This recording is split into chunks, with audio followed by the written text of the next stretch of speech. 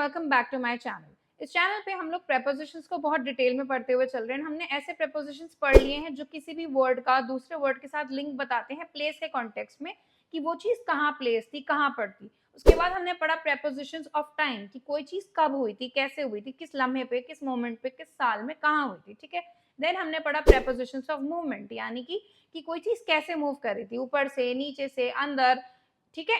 Into ऐसे वाले words को हमने प्रेपोजिशंस ऑफ मूवमेंट यानी प्रेपोजिशंस ऑफ डायरेक्शन में कवर किया।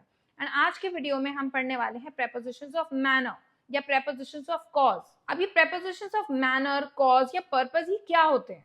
ये वो प्रेपोजिशंस हैं जो हमें एक सेंटेंस में ये चीज समझाते हैं कि जिस नाउन की हम बात कर रहे हैं या उसके साथ जो भी दूसरी चीज हुई है वो क्यों हुई थी, या कैसे हुई थी, या किस रीजन की वजह से हुई थी। जैसे कोई सेंटेंस है, द लेटर वो सेंट बाय द पोस्ट, कि लेटर था उसको पोस्ट से भेजा गया। तो लेटर भी एक नाउन था, पोस्ट भी एक नाउन था। ठीक है। तो लेटर का पोस्ट के साथ जो हमने कनेक्शन बताया कि लेटर को पोस्ट के द्वारा भेजा गया, ठीक है, उसके लिए हमने यूज किया बाय। तो वो बाय क्या है? वो एक प्रेपोजिशन ही तो है। प्रेपोजिशन ऑफ मैनर या प्रेपोजिशन ऑफ कॉज या प्रेपोजिशन ऑफ पर्पस आप उसे बोल सकते हो। तो ऐसे और कौन कौन से प्रेपोजिशंस होते हैं जो हमें ये बताते हैं कि एक किस्म का जो नाउन है या प्रोनाउन है आपका, उसका एक सेंटेंस में दूसरे दिए हुए नाउन या प्रोनाउन के साथ जो रिलेशन है वो मैनर या पर्पस या कॉज के कॉन्टेक्स्ट में कैसा है, वो आज के हम वीडियो में सीखने वाले हैं। एंड अगर अभी तक आपने मेरी पिछली वीडियोस नहीं देखी तो इस वीडियो को फिनिश करने के बाद उन वीडियोस को भी देखिए, जिस वे में हम लोग प्रेपोजिशंस को बहुत बारीकी से, बहुत अच्छे से लेकर चल रहे हैं। आई एम श्योर अगर आप मेरी सीरीज को अच्छे से शुरू से एंड तक देखते हुए चलेंगे, प्रेपोजिशंस आपके बाय हार्ट इतने पक्के हो जाएं कि आप 10th क्लास, 12th क्लास या लाइफ में कभी भी है, इवन स्पोकन इंग्लिश के लिए भी अगर प्रेपोजिशंस को, इन वीडियोस को देख रहे हैं, तो आई थिंक इसके बाद आपको कहीं जाने की जरूरत नहीं पड़ेगी। तो अब आते हैं प्रेपोजिशंस ऑफ मैनर की तरफ, जिसको प्रेपोजिशंस ऑफ कॉज या प्रेपोजिशंस ऑफ पर्पस भी कहते हैं ना। ये प्रेपोजिशंस हमें दिखाते हैं कि कैसे, क्यों या किस रीजन से कोई चीज हुई है। ठीक है। मतलब बेसिकली प्रेपोजिशंस ऑफ मैनर या कॉज या पर्पस क्या दिखा रहा है आपको, कि कोई चीज, कोई एक्शन किस वे में, किस मेथड से किया गया है। Okay, you see the manner या you see the purpose of something, कि वो चीज क्यों की गई है या किस अंदाज में की गई है, वो आप यहाँ सीखते हो। जो सबसे पहला, सबसे most commonly used preposition of manner है बाय। ठीक है। बाय ये दिखाता है कि कैसे कोई चीज की गई है ना, या फिर एक्शन जो हुआ है उसका डूअर कौन था, वो किसने किया था। जैसे कहते हैं ना कि ये काम उसके द्वारा किया गया था या ये काम मैंने किया था। वो चीज़ जब हमें दिखानी होती है, ये चीज़ उसने हमें इंडिकेट करना होता है कि ये चीज़ किसी ने की है, प्रॉपरली हमें बताना होता है कि इस बंदे ने किया है, तब हम बाय लगाते हैं, जो कि एक्टिव पैसिव में तो बहुत ही यूज में आता है। जैसे कि the poem was written by Rabindranath Tagore, के जो पोएम थी उसको रविंद्रनाथ टैगोर ने लिखा था। Similarly the letter was sent by post, कि लेटर को भेजा गया था, लेकिन कैसे भेजा गया था? पोस्ट से। तो जो वर्ब है, उस वर्ब को किस अंदाज में किया जा रहा है, उस जगह कौन सा प्रेपोजिशन लगेगा, वो प्रेपोजिशन ऑफ मैनर यानी कि बाय डिसाइड करता है ना। तो बाय क्या दिखाता है कि कोई भी चीज कैसे की गई थी, या उसका उस एक्शन का डूअर कौन था, किसने वो एक्शन किया था। वी ट्रैवल्ड बाय कार, अगर हम ट्रैवल करके, हम भी एक नाउन हो गया या प्रोनाउन है ना, और कार दूसरा तरफ का नाउन हो गया। तो हम ये जो दो का हमारे किस्म के हमारे पास नाउन या प्रोनाउंस हैं, उनके बीच का जो रिलेशनशिप एस्टैब्लिश हुआ है ट्रैवलिंग का, वो कैसे हुआ है, किस मैनर, किस अंदाज में हुआ है, उसके लिए हम यहाँ बाय लगाते हैं। ठीक है। आई होप आपको समझ आया होगा। अब हम आगे बढ़ते हैं second most common preposition of manner की तरफ, जिसका नाम है विद। विद को यूज किया जाता है किसी चीज के साथ दिखाने के लिए। जैसे कि जब हमें ये चीज दिखानी है कि क्या, कौन सा टूल, कौन सा इंस्ट्रूमेंट या कौन सा इंसान का इस्तेमाल किया गया था किसी चीज को करने के लिए, या बेसिकली टुगेदरनेस जब हमें दिखानी होती है, जब हमें ये दिखाना होता है कि दो चीजें एक दूसरे के साथ कैसे कनेक्टेड हैं या जुड़ी हुई हैं, तब हम विद का यूज करते हैं। ठीक है। जैसे कि she cut the paper with scissors, उसने पेपर को कट किया किस चीज की हेल्प से? सीजर्स की हेल्प से। तो जब हम किसी भी टूल या इंस्ट्रूमेंट को के बारे में बात करते हैं, तब भी हम विद लगाते हैं। और जब हमें ये दिखाना होता है कि कोई चीज किसी दूसरी चीज से कनेक्ट हो रही है, जुड़ रही है, तब हम विद लगाते हैं, मतलब के साथ, है ना। He is talking with his friend, वो अपनी दोस्त के साथ बात कर रहा है। Stir the tea with a spoon, चाय को जो है एक चम्मच से स्टर करो, चलाओ। ठीक है। अब आती है बारी अबाउट की। अबाउट जो होता है, अबाउट का यूज़ वो ये दिखाने के लिए होता है कि जो टॉपिक है या जो भी आपका सब्जेक्ट ऑफ कन्वर्सेशन है, जो भी थॉट है या जो भी आपकी फीलिंग है, वो क्या है। जब आप इंडिकेट कर रहे होते हो, किसी चीज़ के बारे में बात कर रहे हो, तब आप अबाउट लगाते हो, ठीक है? जैसे कि we talked about the movie, हमने मूवी के बारे में बात की। She is worried about her exams, वो अपने एग्ज़ाम्स को लेकर परेशान है। जब हमें एक मुद्दा है, एक टॉपिक है, ये कन्वर्सेशन है, कोई थॉट है, कोई फीलिंग है, उसके बारे में बात करनी होती है, तब हम उसको इंडिकेट करने के लिए अबाउट का यूज़ करते हैं। थर्ड एग्जाम्पल हो गया, this book is about space and planets. Topic है ना ये भी, कि ये किताब किस बारे में है, ये किताब स्पेस और प्लैनेट्स के बारे में है, तब भी हम यहाँ अबाउट लगाएंगे। ओके। अब बड़ा ही कॉमन किस्म का जो प्रेपोजिशन ऑफ मैनर है वो फॉर भी होता है। फॉर का मैंने आपको ऊपर भी बताया कि ड्यूरेशन तो है ही सबसे ज़्यादा इम्पोर्टेंट इसका यूज़, लेकिन फॉर खाली ड्यूरेशन नहीं दिखाता, फॉर पर्पस भी दिखाता है, फॉर बेनिफिट भी दिखाता है।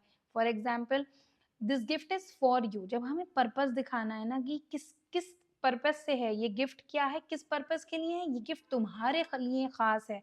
तो जब हम कोई चीज़ का पर्पस दिखाते हैं तब हम फॉर का यूज़ करते हैं। This gift is for you, I bought this laptop for you, है ना, I bought this lipstick for you, या फिर I bought this lipstick for my self. For ये इंडिकेट करता है कि उस चीज़ का पर्पस क्या था। सिमिलरली बेनिफिट्स के लिए या ड्यूरेशन के लिए भी हो सकता है, जैसे ही लेफ्ट फॉर दिल्ली येस्टरडे, ये भी इसका एक पर्पस था कि वो कल दिल्ली के लिए निकला। उसके एक पर्पस ही तो था ना उसके माइंड में कि उसको दिल्ली के लिए निकलना है, तब भी हम फॉर का यूज़ करते हैं। ड्यूरेशन के लिए किस वे में यूज़ कर सकते हैं कि जब हमें दिखाना है कि वो 3 साल से रह रही है, she has lived here for 3 years, वो यहाँ 3 सालों से रह रही है।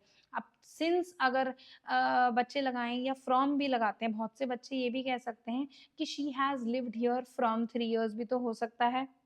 देखो ये तो मैंने आपको वैसे पहले भी बताया था कि जब हमें खास एम्फेसिस देना होता है किसी चीज़ की ड्यूरेशन पे कि कितने साल तक कोई काम हुआ है, तब हम फॉर लगाते हैं। लेकिन बहुत से बच्चे इस जगह एग्जाम में गलती से फ्रॉम भी लिख के आ जाते हैं कि भाई वो 3 साल से रह रही है तो उसके लिए हम फ्रॉम लगाएंगे। ठीक है। अब फ्रॉम क्यों नहीं लगेगा, क्यों रॉन्ग है, वो मैं आपको समझाती हूँ। देखो मैंने अभी आपको समझाया, फ्रॉम इस चीज़ के लिए यूज़ किया जाता है जब आपको स्टार्टिंग पॉइंट पता होता है ना। जब आप स्टार्टिंग पॉइंट को इंडिकेट कर रहे होते हो, आपको रीचिंग पॉइंट से, फाइनल डेस्टिनेशन से कोई मतलब नहीं होता। बस आपको ये पता है इतने बजे या इतनी ड्यूरेशन से या इतनी फॉर एग्जांपल इस जगह से कोई चीज़ शुरू हुई थी, तब आप फ्रॉम लगाते हो, है ना? It's not for the total duration. जब आपको टोटल ड्यूरेशन की बात करनी है, तब आप हमेशा क्या लगाओगे? फॉर लगाओगे। तो from is used to talk about the starting point in time and not the total duration, इसलिए आप यहाँ पे फॉर लगाओगे, है ना?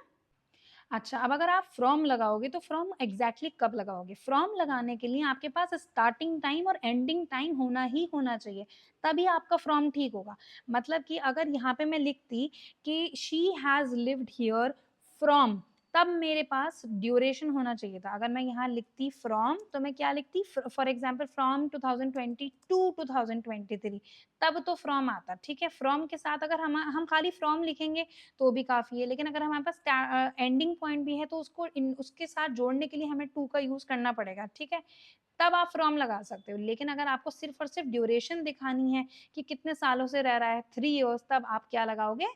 फॉर, ठीक है? तो इसी के साथ आ गया फ्रॉम, फिर से जो मैंने ध्यान भी नहीं दिया था कि मैंने नीचे फिर से नोट कर रखा है और उसको मैंने आपको ऑलरेडी अभी समझा दिया है कि फ्रॉम जो है वो ओरिजिन और स्टार्टिंग पॉइंट को दिखाने के लिए यूज़ किया जाता है, या कभी-कभी कॉज़ को भी दिखाने के लिए यूज़ किया जाता है। जैसे कि उसका ओरिजिन दिखा रहे हैं हम कि वो कहाँ से आया है, ही केम फ्रॉम लंदन। अब सेकंड एग्जांपल हो सकता है शी सफर्स फ्रॉम फीवर। जब हमें एक ये दिखाना है कि उसके साथ अभी क्या चीज़ हो रही है, तब भी हम फ्रॉम लगाते हैं। शी सफर्स फ्रॉम फीवर, या she is suffering from headache, या she is suffering from chronic illness, कुछ भी हो सकता है। अच्छा, फ्रॉम का जो लास्ट एग्जाम्पल है, जो कि मैं अभी ऑलरेडी आपको यहाँ दे चुकी हूँ, एक बार फिर बताऊँगी, वो क्या है कि जब हमें स्टार्टिंग पॉइंट और एंडिंग पॉइंट किसी चीज़ का पता होता है, तब हम फ्रॉम को भी यूज़ करते हैं। जैसे कि the shop is open from 9 AM, ये भी अपने आप में काफ़ी है। लेकिन अगर मुझे चलो रीचिंग पॉइंट भी पता है, तब मैं रीचिंग पॉइंट के लिए बीच में टू लगा के जोड़ दूँगी। लेकिन अगर मैं खाली इतना भी कर दूँ, तो भी ये काफ़ी है। The shop is open from 9 AM, और अगर मुझे उसका रीचिंग पॉइंट भी पता है, एंडिंग पॉइंट भी पता है, तब मैं टू यूज़ करके उसे ख़त्म कर दूँगी, ठीक है? लेकिन अगर यहाँ 3 इयर्स ड्यूरेशन दे रखा है, तब आप क्या लगाओगे? तब आप लगाओगे फॉर, तो फॉर और फ्रॉम में गड़बड़ ना करके आएँ, इसको ध्यान से देख लें और वर्कशीट के जो मैं आपके साथ अभी ढेर सारे सेंटेंसेस, एग्जांपल्स, क्वेश्चंस वगैरह शेयर करूँगी, उसमें जब आप देखोगे तो आई एम श्योर ढेर सारे इतने क्वेश्चंस आपको मिलेंगे कि आपकी कन्फ्यूजन दूर हो जाएगी। So these were the prepositions of manner और prepositions of cause and purpose, है ना? And I hope आपको अच्छे से समझ में आए होंगे ये सारे रूल्स जो मैंने इस वीडियो में आपको समझाए। एंड अब आपकी स्क्रीन पे आपको जो वर्कशीट दे रखी है, इसका लिंक आप डिस्क्रिप्शन बॉक्स से उठा के इन ढेर सारे एक्सरसाइजेस को सॉल्व कर सकते हैं। अगर अभी भी कोई कंफ्यूजन हो या कोई ऐसा एक्सेप्शन आपको पता हो जो मैं बताना भूल गई हूँ, या कोई ऐसा रूल हो जो आपको लगा हो कि नहीं ऐसे नहीं, ऐसे होना चाहिए था, या फिर ऐसा क्यों हुआ, आप मेरे साथ कमेंट्स में डिस्कस कर सकते हैं। मेरी वीडियो अच्छी लगी हो तो इसे लाइक करें, मेरे चैनल को प्लीज सब्सक्राइब करें and help me grow by sharing my channel, sharing my videos with your friends and family. Thank you so much for watching. Bye and stay tuned for the next video.